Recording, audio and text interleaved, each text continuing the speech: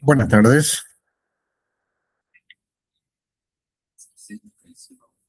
Espero que se encuentren todas muy bien. Antes de comenzar a desarrollar la unidad de hoy, que sería la clase número 6, la introducción al proceso y la competencia, el secretario jurídico en el corazón del sistema de justicia. Quiero hablar con respecto al examen parcial. Si bien es cierto, todavía no corregí todos. Vamos a modificar para los siguientes parciales el sistema. Vamos a dejar solamente de verdadero o falso, con 20 preguntas, como lo venía haciendo en anteriores cursadas. Este sistema que ustedes probaron ahora, aparte del sistema de verdadero o falso, más un caso práctico a resolver, o 2 o 3, vemos, lo voy a dejar más bien para el examen final, ¿sí? Recuerden que el examen final tiene 40 puntos, ¿sí? O sea, pueden ser 35 verdaderos o falsos y 5 casos prácticos. Ya lo vamos viendo.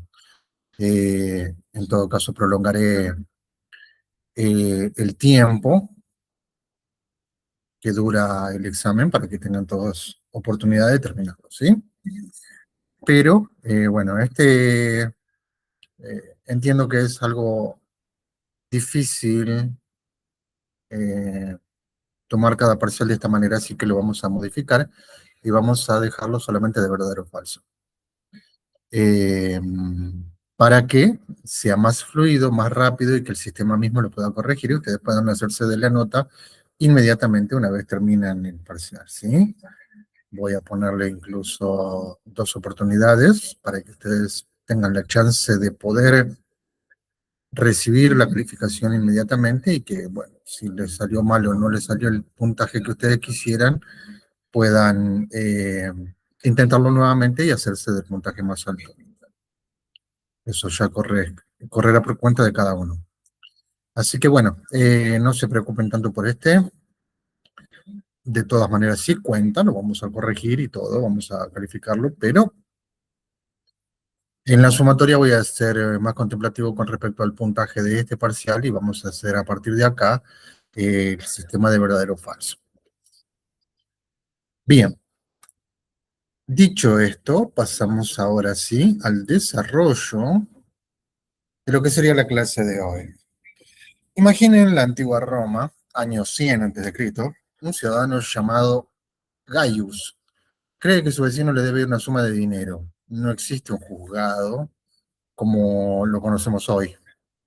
En cambio, Gaius debe arrastrar a su adversario, literalmente agarrarlo por la toga, ante el pretor, magistrado que ejerce el imperium y que, durante toda la república, administra justicia en la escalinata de la basílica.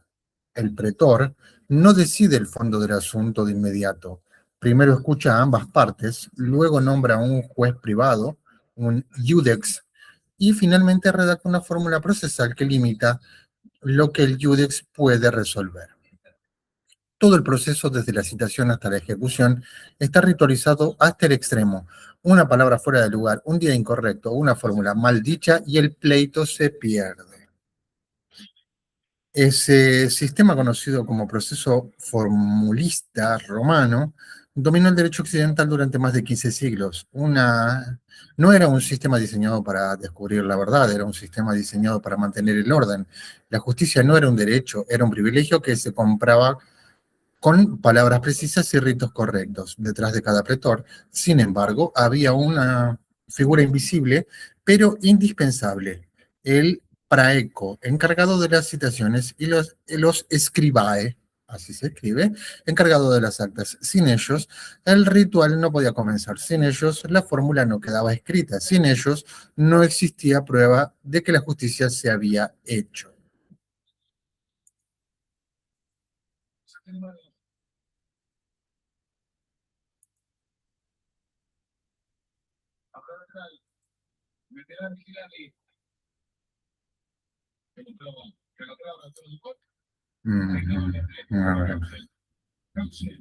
Bien. Avancemos 1500 años. París, 1254. Luis IX de Francia instituye los parlements, tribunales reales donde la justicia ya no era un rito, sino una administración. Surge entonces la figura del greffier, el escribano judicial, encargado de registrar cada actuación, de conservar los registros, de certificar las copias. El greffier no juzga, pero sin su registro, el juicio no existe. De él heredamos la palabra grefe, que en francés moderno sigue significando secretaría de un tribunal. En la Argentina del siglo XIX, cuando la Confederación organizaba sus primeros tribunales, el secretario de juzgado era una figura tan importante como el juez mismo. La ley de enjuiciamientos de 1816, heredada de la tradición española, establecía que ninguna sentencia tenía valor sin la firma del secretario que certificaba su autenticidad. Esa tradición sigue viva. Hoy, el secretario jurídico que trabaja en un estudio litigante, en un juzgado o en una procuración, es el heredero directo del escriba romano y de aquel greffier francés. Su oficio sigue siendo el mismo: hacer posible que el proceso funcione, que la memoria judicial se conserve y que cada plazo, cada escrito y cada notificación cumpla su destino. El proceso no es un laberinto burocrático diseñado para confundir, es el mecanismo por el cual el Estado garantiza que los derechos no sean letra muerta. Y el secretario jurídico, aunque no juzga, es quien construye el camino por el que la justicia llega a su destino. Comprender el proceso no es opcional, es la base de toda la formación técnica que vendrá en las clases siguientes.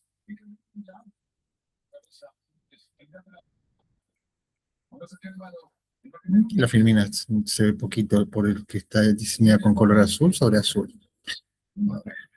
Bien. El proceso, concepto, fines y principios rectores. A ver si pasamos a la siguiente. Sí. Bien, hablamos de qué es el proceso. Concepto de proceso. El proceso es la secuencia de actos tramitados ante los tribunales con el fin de lograr una decisión judicial que resuelva un conflicto de intereses. Es el mecanismo por excelencia para la tutela de derechos y la resolución pacífica de controversias en un Estado de Derecho. Desde la perspectiva histórica, el concepto de proceso ha revolucionado desde el ritualismo romano hasta el modelo garantista contemporáneo. En Roma, el proceso se dividía en dos fases: la in iure, ante el pretor, donde se definía la fórmula, y la apud iudice, ante el juzgado privado, donde se probaba todo. En la Edad Media, con la concepción del derecho romano, surgieron los procesos ordinarios y sumarios, y con ellos la distinción entre cognición y ejecución. En la Argentina moderna, el proceso es un acto de función pública regido por principios constitucionales. El artículo 18 de la Constitución Nacional garantiza el debido proceso legal, principio que impide que nadie se vea privado de su vida, libertad o propiedad sin un procedimiento previo, con todas las garantías. Este principio, importado del derecho anglosajón, pero con raíces en el derecho romano, es la columna vertebral de todo el sistema procesal argentino. Vamos a hablar ahora de los fines del proceso. Creo que está raro. ¿Ah? Sí, fines fundamentales del proceso. La doctrina procesalista, como la de Abelardo Lavagui o Juan Carlos Hitters, distingue tres fines fundamentales del proceso. El primero es la tutela del derecho material. El proceso existe para que quien tiene razón pueda obtener el reconocimiento judicial de su derecho. Sin proceso, el derecho subsistente, el que existe en realidad, no puede convertirse en derecho vigente, el que el Estado hace respetar. El segundo es la resolución pacífica del conflicto. El Estado monopoliza la función jurisdiccional para evitar que los particulares resuelvan sus disputas por la fuerza. El proceso es la alternativa civilizada a la venganza privada. El tercero es la seguridad jurídica. El proceso debe producir decisiones predecibles, fundadas y ejecutables. La sociedad necesita saber que los contratos se cumplen, que los daños se reparan y que los delitos se sancionan. Vemos ahora los principios procesales. Los principios procesales son las reglas fundamentales que rigen todo el desarrollo del proceso. El secretario jurídico debe conocerlos porque muchos de los errores que comete un principiante provienen de ignorarlos. El principio de contradicción establece que ninguna parte puede ser condenada sin haber sido oída. Toda prueba y alegato debe ser comunicado a la contraparte. Su fundamento está en el artículo 18 de la Constitución Nacional y los artículos 4 y 5 del Código Procesal Civil y Comercial. El principio de la igualdad de armas garantiza que ambas partes deben tener las mismas oportunidades para probar y argumentar. Está reconocido en los artículos 16 y 18 de la Constitución Nacional. El principio de inmediación exige que el juez tenga contacto directo con las partes testigos y pruebas. Esto evita que las decisiones se tomen solo sobre papel, sin conocer a quienes están involucrados. Su base legal es el artículo 4 del Código Procesal Civil y Comercial. El principio de publicidad establece que las actuaciones judiciales son públicas, salvo excepciones legales como las causas de menores, el secreto bancario o la intimidad de las partes. Se encuentra en el artículo 18 de la Constitución y en el artículo 7 del Código Procesal Civil y Comercial. El principio de oralidad fue introducido en Argentina por la reforma del Código Procesal Civil y Comercial de 1967, inspirada en el modelo alemán y en el que la experiencia del Código de Rocco italiano. También, antes de esa reforma, el proceso argentino era inminentemente escrito. Las partes no se veían frente al juez y todo se resolvía sobre pilas de papel. La oralidad trajo consigo la figura de la audiencia, que el secretario jurídico debe saber organizar con precisión. El principio de economía procesal impone que el proceso debe ser ágil, evitando dilaciones innecesarias. Está reconocido en el artículo 4 del Código Procesal Civil y Comercial. Finalmente, el principio de inquisición oficial, que establece que el juez tiene el deber de impulsar el proceso. No puede quedarse esperando a que las partes actúen. Este principio evita que las causas se estanquen por pasividad de los litigantes.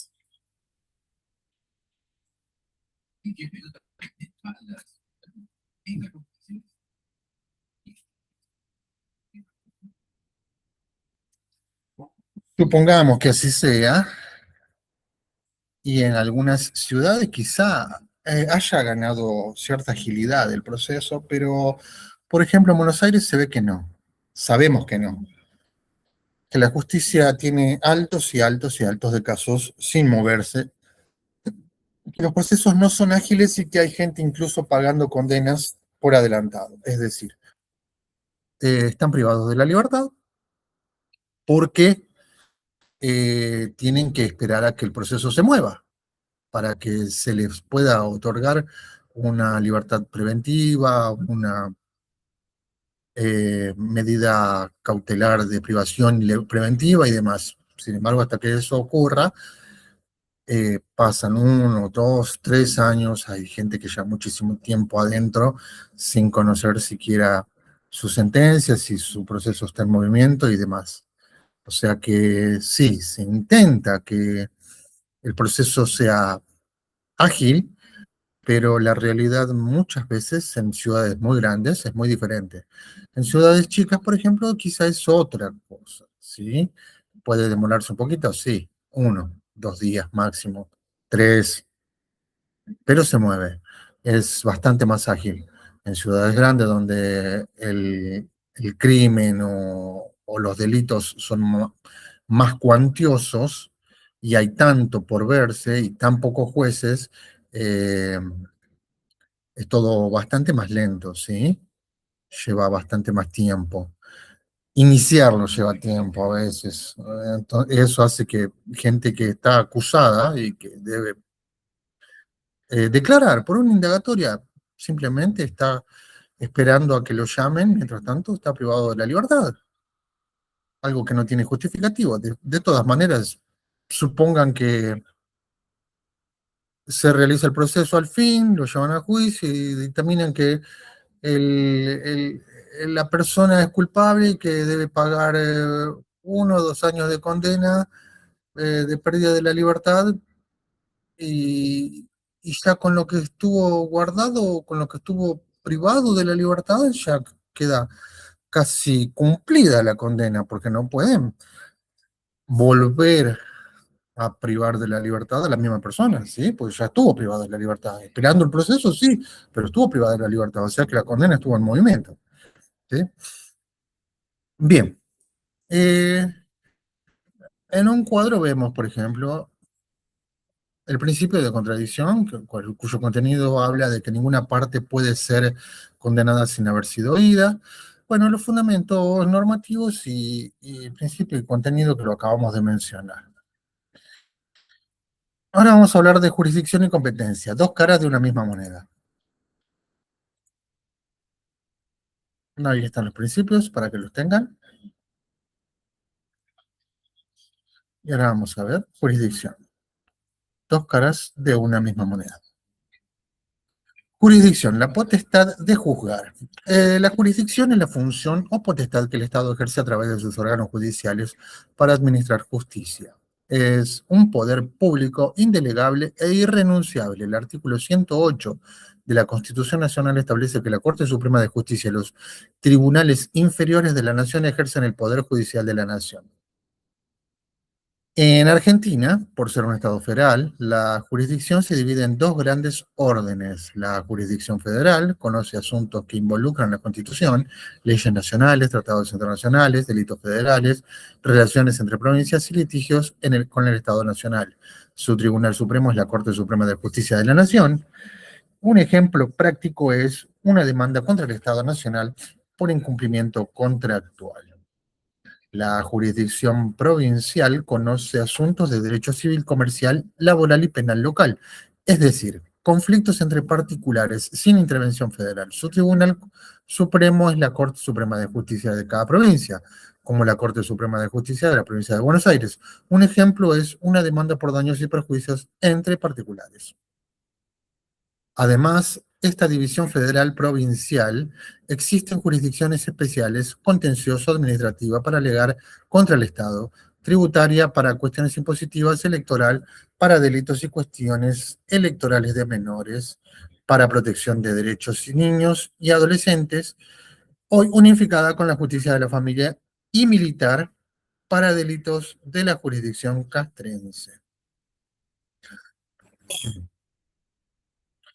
Competencia, el juzgado correcto.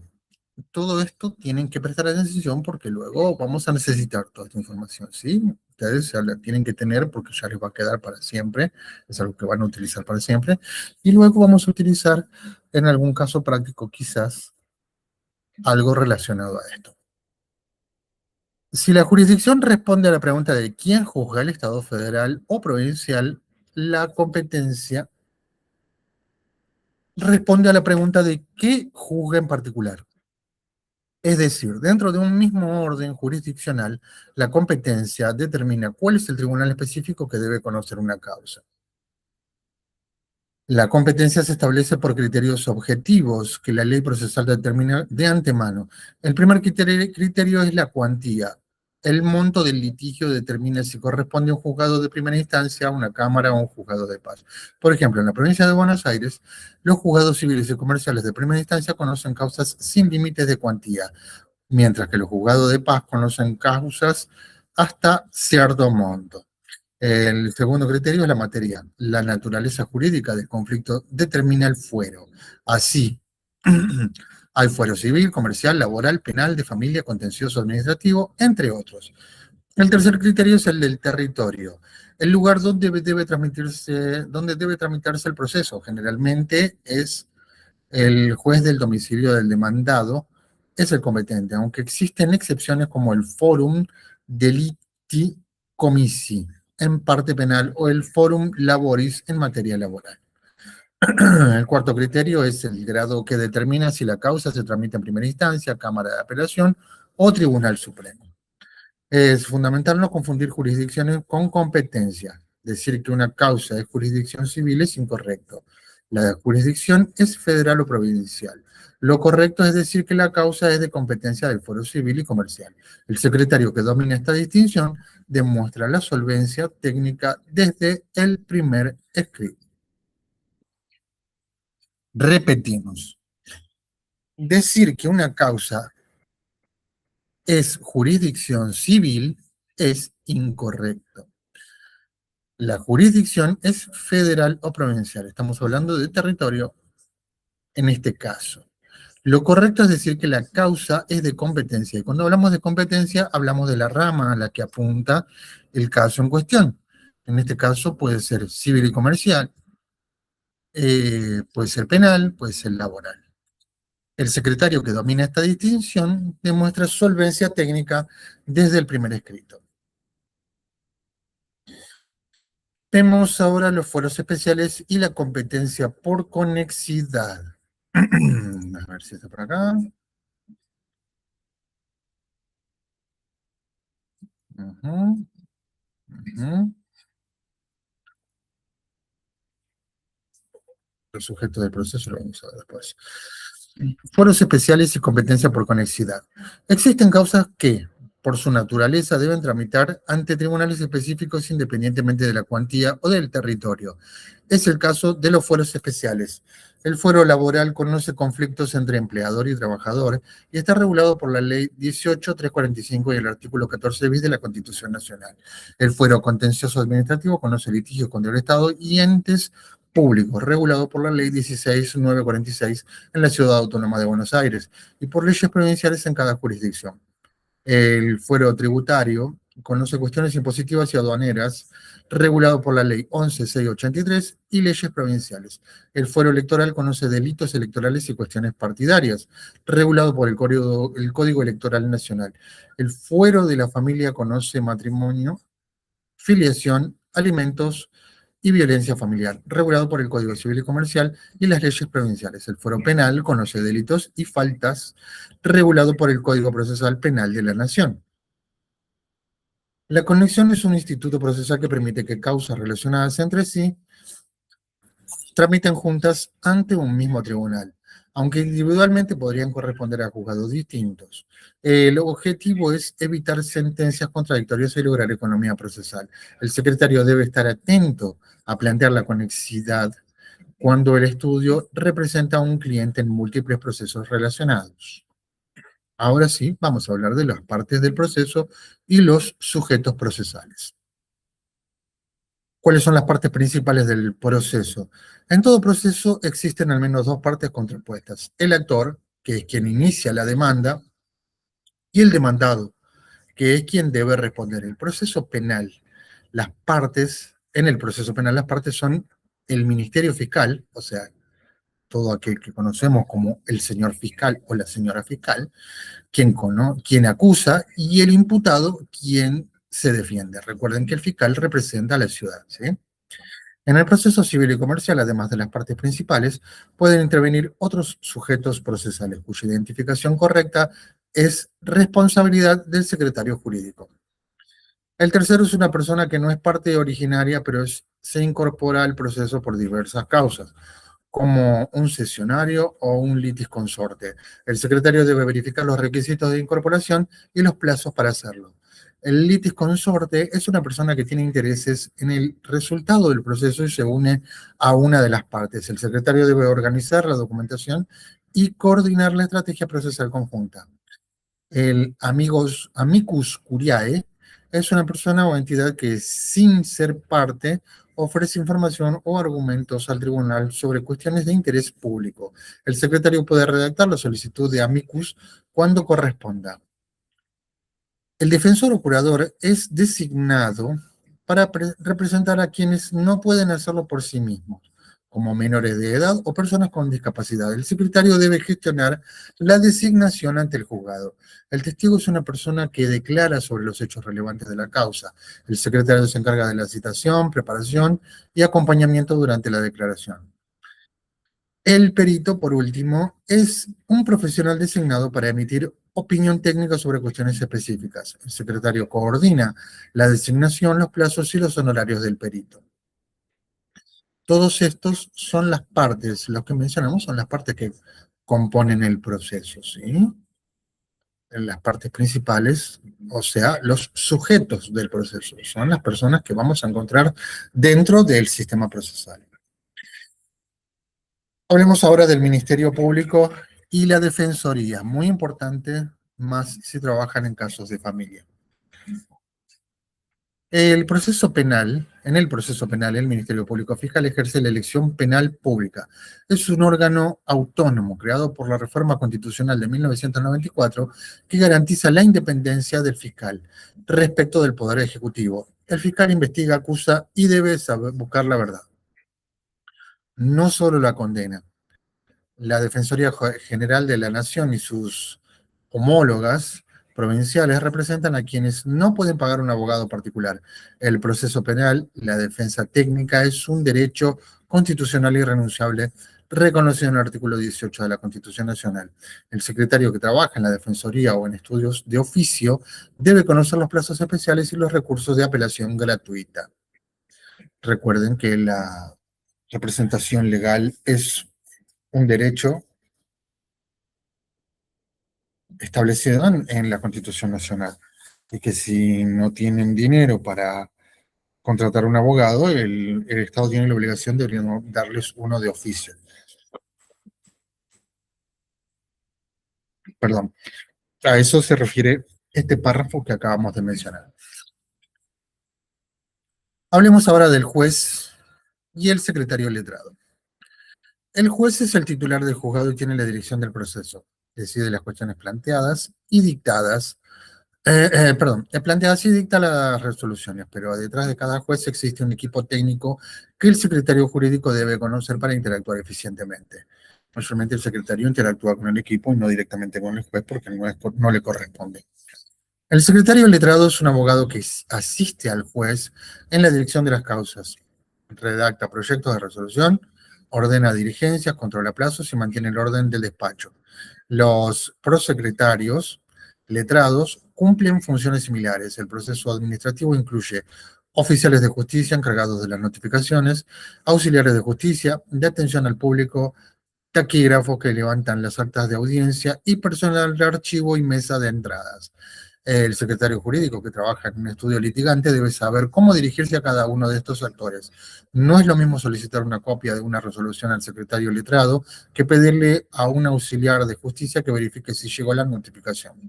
Conocer la estructura interna del juzgado es tan importante como conocer la ley. Sí, interviniente clave, esto ya lo vemos, tipo de proceso letrado. Bien. Tipos de proceso y sus etapas en Argentina. El proceso civil y comercial. El proceso civil y comercial está regido por el Código Procesal Civil y Comercial de la Nación, Ley 17.454, reformado por la Ley 22.434 en 1981 y por normas posteriores. Sus etapas generales son las siguientes. La primera etapa es la demanda. El actor presenta su escrito de inicio, donde expone los hechos, el derecho invocado y el petitorio. El secretario debe verificar que la demanda cumpla con todos los requisitos formales, la carátula correcta, firma digital del abogado, anexos completos y tasa de justicia pagada. La segunda etapa es la contestación de la demanda. El demandado responde, puede deducir excepciones previas como la falta de legitimidad, incompetencia o prescripción y ofrece prueba. La tercera etapa es la prueba. Se producen los medios probatorios ofrecidos por las partes, testifical, documental, pericial e inspección ocular. El secretario debe organizar la prueba, coordinar con testigos y peritos y preparar cuadros sinópticos. La cuarta etapa son los alegatos. Las partes exponen sus argumentos finales, ya sea en audiencia oral o por escrito, según el tipo del proceso. Es que sí puede alegar tanto escrito o oral, dependiendo el proceso que se haya elegido y el abogado cómo lo esté manejando. A veces ni siquiera hace falta llegar a un alegato oral. Se resuelve en escritorio directamente. La quinta etapa es la sentencia. El juez dicta su decisión que debe ser clara, fundada y ejecutable. El secretario debe controlar que la sentencia sea notificada correctamente y calcular los plazos para recurrir. Eh, Esto ahora va a cambiar un poquito porque estamos por ingresar al sistema de juicio por jurado. No es el juez quien dictamina unilateralmente es el jurado quien da su opinión, como en Estados Unidos, con respecto a la causa que se está tratando y llegan a una decisión final que el juez puede avalar o puede cambiar de acuerdo a su visión con respecto a la ley, ¿sí? La sexta etapa es la ejecución. Si la sentencia es condenatoria y no se cumple voluntariamente, el actor puede iniciar la ejecución forzada mediante embargos, secuestros o remates. El Código Procesal Civil y Comercial de 1967 fue redactado por una comisión presidida por el doctor Adolfo G. Alsina y representó una modernización radical respecto al código anterior de 1887. Introdujo la oralidad, la inmediación y la concentración de la prueba, tres pilares que el secretario debe conocer para entender por qué las audiencias son tan importantes en la práctica actual. Hablamos ahora del proceso penal. Este que vimos era el proceso civil y comercial. Ahora pasamos al proceso penal. El proceso penal está regido por el Código Procesal Penal de la Nación, Ley 23984, reformado por la Ley 27063 en 2014, que introdujo el sistema acusatorio con jurados. Ahí está, lo que acabamos de mencionar. Sus etapas son las siguientes. El problema es que en ese tiempo se introdujo, pero todavía en algunos lugares no se estaba implementando. Ahora creo que la obligatoriedad va a ser para todas las provincias. A eso me refería cuando hice la reseña. La primera etapa es la preparatoria o de investigación. El fiscal dirige la investigación, recaba pruebas, toma declaraciones indagatorias al imputado y puede solicitar medidas cautelares como detención o allanamiento. El secretario penal organiza la prueba, gestiona peritajes y coordina con la policía judicial. La segunda etapa es la intermedia o el control de acusación. El juez de control fiscaliza la legalidad de la investigación y decide si hay mérito para elevar el juicio. La tercera etapa es el debate oral público o juicio. Es la etapa central en el sistema acusatorio fiscal y de defensa, donde se exponen sus argumentos ante el tribunal colegiado o un jurado en ciertos delitos. El secretario debe preparar el orden de los testigos, los cuadros de prueba y la documentación del respaldo. La cuarta etapa es la sentencia. El tribunal decide la cuestión de fondo, culpabilidad o inocencia, y en su caso, la pena. La quinta etapa es la ejecución de la pena. Si hay condena, se inicia el incumplimiento de la pena preventiva de la privativa de la libertad o alternativa. O sea, puede quedar detenido inmediatamente una vez se termina el juicio. Esto, por eso justamente es muy importante estar ahí en el momento de la ejecución y ver cómo funciona el cierre, ¿sí? Que es el que estamos hablando en la quinta parte.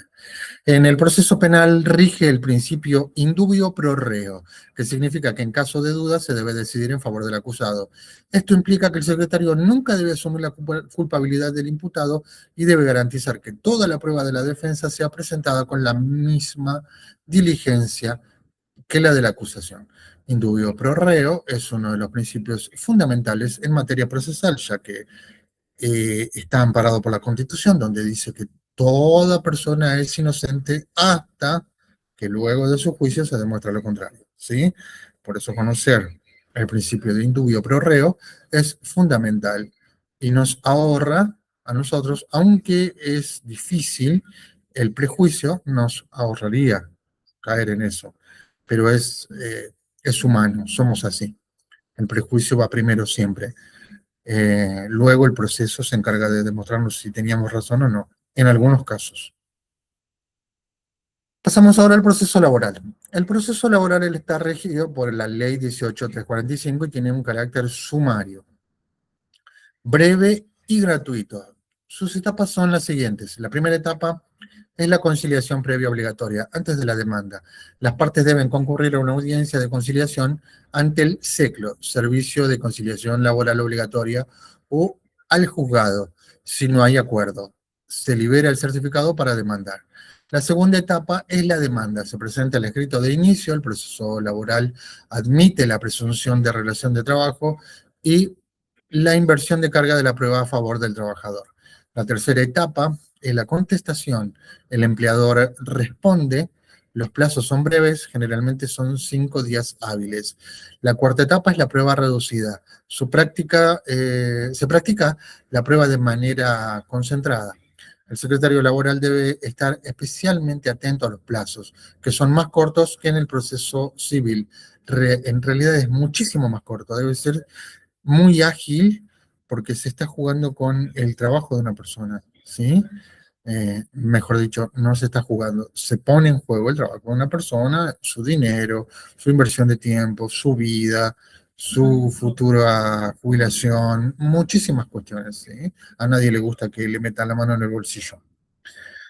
La quinta etapa es la sentencia. El juez laboral dicta sentencia que es apelable ante la Cámara Nacional de Apelaciones de Trabajo o las cámaras provinciales. El proceso laboral es el más exigente en cuanto a plazos. Una demora de un solo día puede significar la pérdida de un derecho. Por eso, el secretario laboral debe mantener un sistema de alerta riguroso y verificar diariamente las notificaciones electrónicas. Como lo acabamos de aclarar, el proceso laboral es el más exigente en cuanto a plazos. Una demora de un solo día, puede significar la pérdida de un derecho. Por eso el secretario laboral debe mantener un sistema de alerta riguroso y verificar diariamente las notificaciones electrónicas. ¿Sí? Hablemos ahora de la sección de digitalización, la sala virtual MEV. Ya la conocemos. El proceso penal, proceso laboral, sala de digitalización. Bien. Eh, el proceso judicial argentino ha transitado en las últimas 2 décadas una transformación digital sin precedentes. El secretario jurídico que no domine estas herramientas quedará fuera del sistema. La mesa virtual MEP, la mesa de entrada virtual MEP, es la plataforma oficial del Poder Judicial de la Nación para la presentación electrónica de escritos y documentos. Fue creada en la Acordada 49 de 2013 de la Corte Suprema de Justicia de la Nación y permite que presentar escritos sin concurrir físicamente al juzgado. Para operar en la MEB, el secretario debe contar con la firma digital habilitada, conocer el sistema de subida de archivos en formato PDF, respetando los límites de tamaño y la nomenclatura adecuada, verificar que los documentos cumplan los requisitos técnicos, conservar el comprobante de presentación como acuse de recibo, el cargo, y hacer seguimiento del estado de los trámites. Muchos juzgados provinciales han implementado sus propios sistemas de mesa de entrada virtuales, como el sistema de gestión judicial de la provincia de Buenos Aires. El secretario debe conocer el sistema específico de cada jurisdicción donde litiga. Expediente electrónico digital y firma digital, perdón. El expediente electrónico es la versión digital del expediente físico. Incluye todos los escritos, resoluciones, pruebas y constancias en forma digital. El secretario debe saber cómo foliar electrónicamente los documentos, cómo indexar y organizar los anexos para que el juez pueda navegar el expediente sin dificultad, cómo resolver problemas técnicos como archivos corruptos, firmas inválidas o rechazos por tamaño, y debe recordar que la firma digital tiene el mismo valor legal que la firma manuscrita según la ley 25.506 modificada por la ley 27.446. Sistema de notificaciones electrónicas, el SINOT. El SINOT permite que las notificaciones judiciales se realicen por vía electrónica generando un acuse de recibo automático. El secretario debe verificar regularmente la bandeja de entrada del sistema, ya que las notificaciones electrónicas producen efecto inmediato y los plazos comienzan a correr desde la recepción. Es un error común creer que porque una notificación fue enviada por el sistema, ya fue recibida. El secretario debe verificar que existe el acuse de recibo y que el destinatario haya accedido al contenido.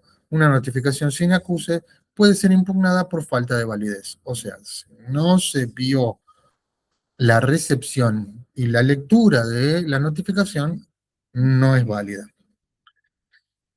Bases de datos y jurisprudencia. El secretario litigante debe manejar con solvencia las siguientes plataformas. La Infojus, accesible.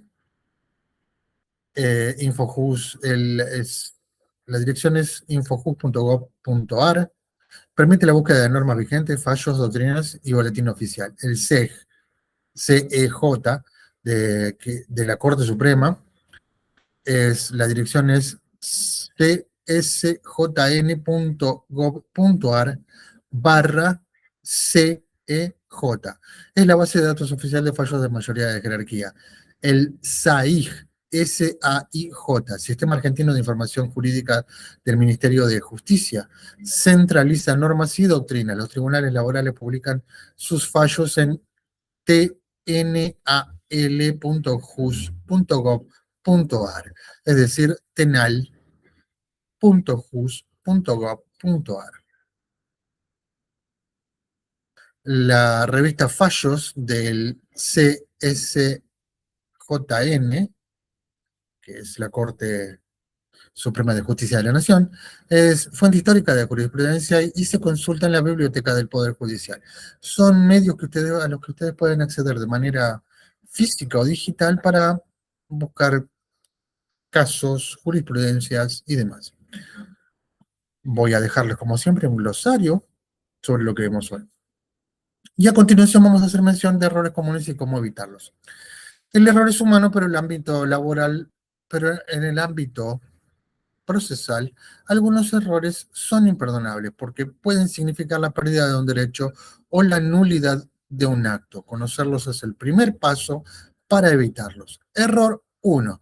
Confundir jurisdicción con competencia. La consecuencia es presentar un escrito en un juzgado que no tiene atribución para conocer la causa, lo que genera pérdida de tiempo, costos y, en casos extremos, la caducidad de la acción. Para evitarlo, debemos recordar ¿qué es jurisdicción?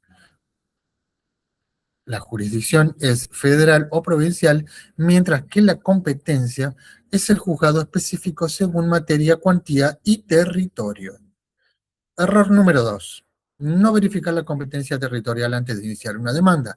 La consecuencia es que el juzgado declara su incompetencia y se pierden semanas o meses. Para evitarlo, aplicar siempre la regla forum rei citae, es decir, el domicilio del demandado, salvo excepciones legales expresas.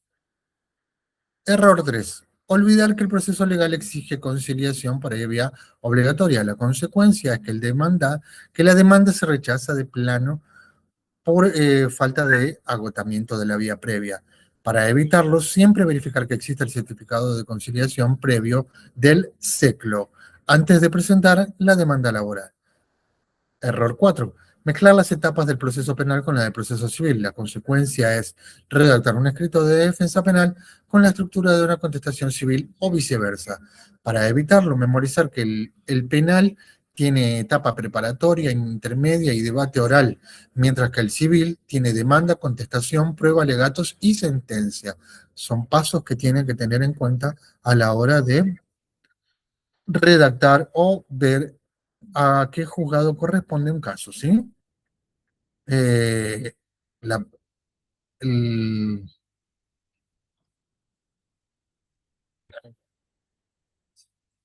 la parte penal tiene la etapa preparatoria, intermedia y debate oral, mientras que la civil tiene demanda, contestación, prueba, alegatos y sentencia. Quizás es un poquito más larga, pero no menos válida. Error número 5. No controlar que la notificación electrónica tenga acuse de recibo. La consecuencia es que el plazo no comenzó a correr y la parte puede alegar nulidad por falta de notificación válida. Para evitarlo, debemos verificar diariamente el CINOT y descargar el acuse de recibo de cada notificación. Error 6. Presentar un escrito en la MEB sin firma digital o con firma vencida. La consecuencia es que el sistema rechaza la presentación y se pierde el plazo. Para evitarlo, debemos verificar la vigencia de la firma digital antes de cada presentación y renovarla con anticipación. Error número 7. No distinguir entre sentencia y auto. Ojo acá. La consecuencia es recurrir un auto como si fuera una sentencia o viceversa, lo que genera inadmisibilidad del recurso. Para evitarlo, debemos recordar que la sentencia resuelve el fondo del asunto, mientras que el auto resuelve cuestiones incidentales de trámite o previa, o sea, lo que está en el medio. ¿Sí? Error número 8. Desconocer los plazos de apelación. Las consecuencias es que La resolución queda firme y no puede ser revisada. Para evitarlo, tener presente que los plazos de apelación son perentorios en lo civil. Generalmente son de 5 días hábiles para los autos y 15 para las sentencias, aunque siempre debe verificarse el código procesal local aplicable.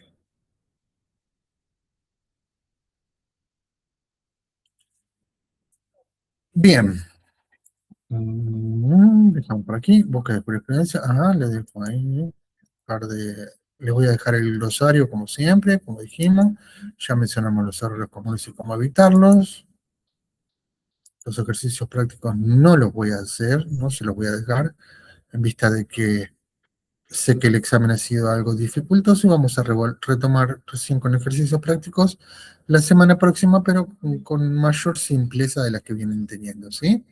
Serán 2 o 3 ejercicios prácticos a resolver cada uno con los temas que vamos a ir, con los temas que estamos viendo y que vamos a seguir viendo. Cierre ético de la clase. Llegamos al final de esta sexta clase que marca el inicio del bloque 2, porque recuerden que cada parcial divide, cierra el bloque. El proceso, la gestión y la documentación. Hemos recorrido un camino que va desde las escalinatas de la Basílica Romana hasta la pantalla de un monitor, donde se notifica una sentencia por vía electrónica.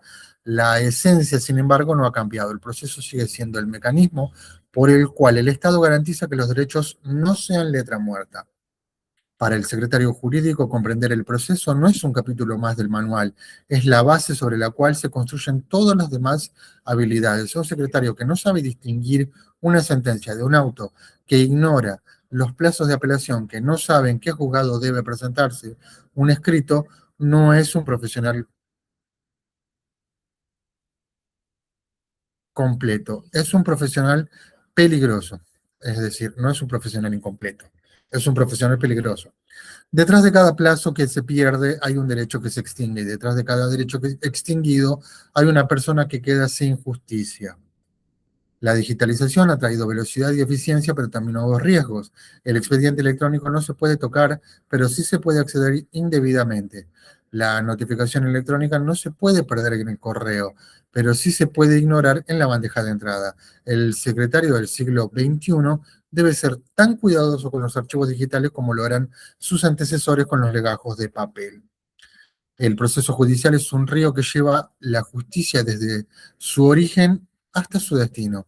El juez es el capitán de la embarcación, pero el secretario jurídico es quien controla la corriente, marca los tiempos y asegura que nada se pierda en el camino. Sin el capitán, el barco no tiene rumbo. Sin quien controle las corrientes, el barco naufraga.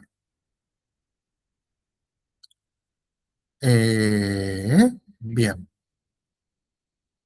hemos llegado entonces al final